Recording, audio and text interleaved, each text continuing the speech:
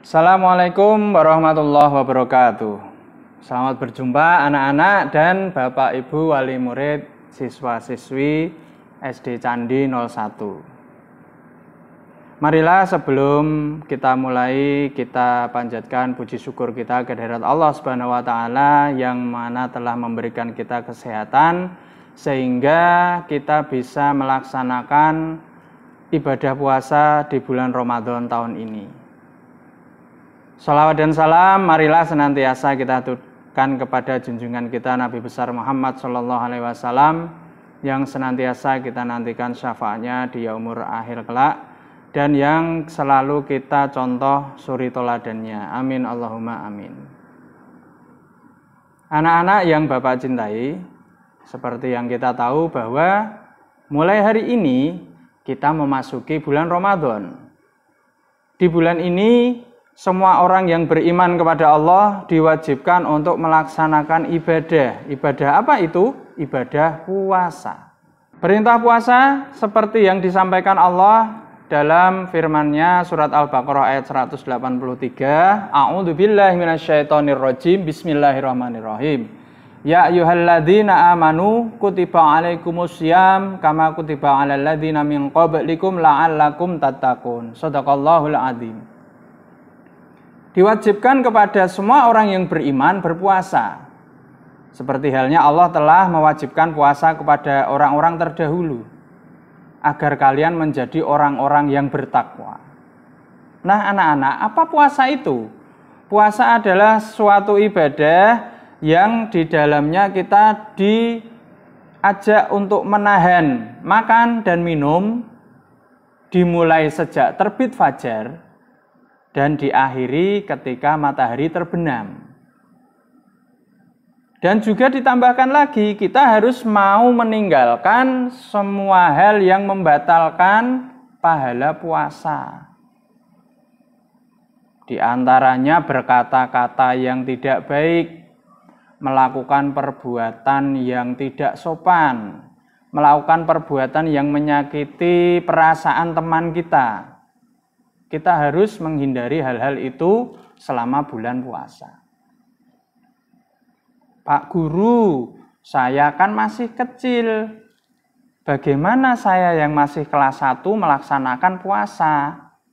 Apakah wajib? Ya, kepada anak-anak sejak kelas 1 SD harus mulai berlatih melaksanakan puasa. Karena apabila sejak kecil kalian sudah terlatih untuk melaksanakan puasa, maka ketika nanti kalian dewasa, kalian akan terbiasa.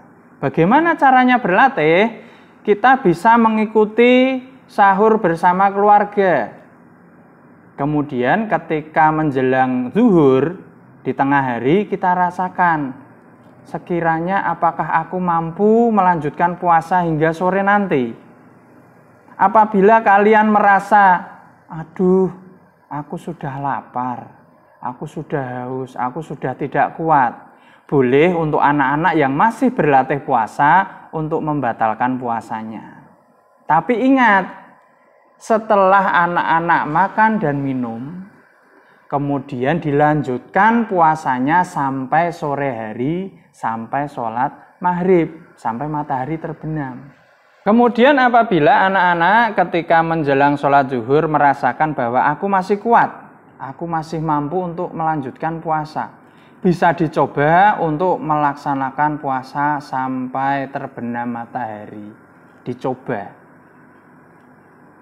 Dengan terbiasanya kita berlatih melaksanakan puasa sejak kecil, insya Allah nanti kita akan diberi kekuatan dan kita akan terbiasa untuk melakukan puasa sehari penuh. Kemudian ada lagi yang bertanya, Pak, kenapa seorang muslim harus berpuasa? Ibaratnya Pak Guru punya kendaraan, dan kendaraan itu setiap hari Pak Guru naiki. Pak Guru melewati tanjakan gunung dan kemudian akan turun. Kendaraan itu Pak Guru gunakan setiap hari. Dari berangkat langsung digas. Ngeng oleng tanpa direm, tanpa berhenti. Apa yang terjadi? Pak Guru, kendaraannya pasti akan mudah rusak. Betul. Kendaraan apabila digunakan terus-menerus tanpa berhenti, tanpa dirawat, tanpa dibersihkan akan mudah rusak. Begitu juga dengan badan kita, utamanya perut manusia. Perut manusia itu setiap hari dimasuki makanan, dimasuki minuman. Makanan dan minumannya pun bermacam-macam. Ada kalanya panas, ada kalanya dingin, kadang kala manis, kadang kala pahit, asin, dan berbagai macam. Perut manusia apabila bisa berbicara, pasti suatu saat mereka akan mengeluh. Aduh, aku habis dimasuki makanan yang panas, langsung dimasuki makanan yang dingin. Badanku sakit. Aduh, aku dari pagi sampai sore dimasuki makanan dan minuman, terus tidak pernah berhenti.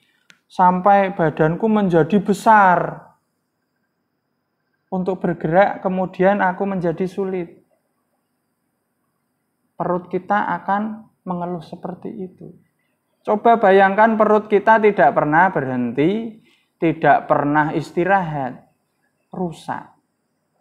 Coba anak-anak, kalau kendaraan rusak dibawa ke bengkel, bisa diperbaiki. Kalau perut kita rusak, kalau perut kita kemudian harus diganti, apakah bisa diganti dengan perut yang lain? Tidak bisa.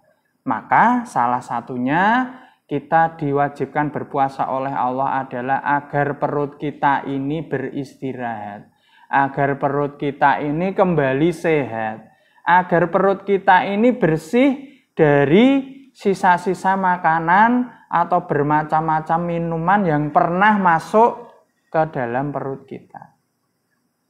Nah, sekali lagi, kita diwajibkan berpuasa. Walaupun kita belum kuat, kita wajib berlatih sejak kecil. Yang kedua, dimulainya puasa itu sejak terbitnya fajar sampai nanti terbenamnya matahari. Yang ketiga, ketika kita berpuasa, kita juga harus menahan mulut kita agar tidak berkata-kata yang kotor. Menahan tangan kita agar tidak melakukan sesuatu yang dilarang oleh Allah, dan lain sebagainya. Apabila kita bisa melaksanakan itu, maka Allah menjanjikan bahwa kita akan menjadi orang yang bertakwa. Dan tempat bagi orang-orang yang bertakwa adalah di sisi Allah nanti di surga. Amin Allahumma amin. Baiklah, untuk sore hari ini Bapak cukupkan sekian. Kita akan berjumpa lagi besok sore dengan materi yang berbeda, dengan pembicara yang berbeda. Baik, mari kita akhiri dengan membaca Al-Asr bersama-sama. A'udzubillahi minasyaitonirrajim. Bismillahirrahmanirrahim. Wal 'asri innal insana lafi khusrin illal ladzina amanu wa amilus solihati wa tawassaw bil haqqi wa tawassaw bis sabr. Akhirul kalam. Wassalamualaikum warahmatullahi wabarakatuh.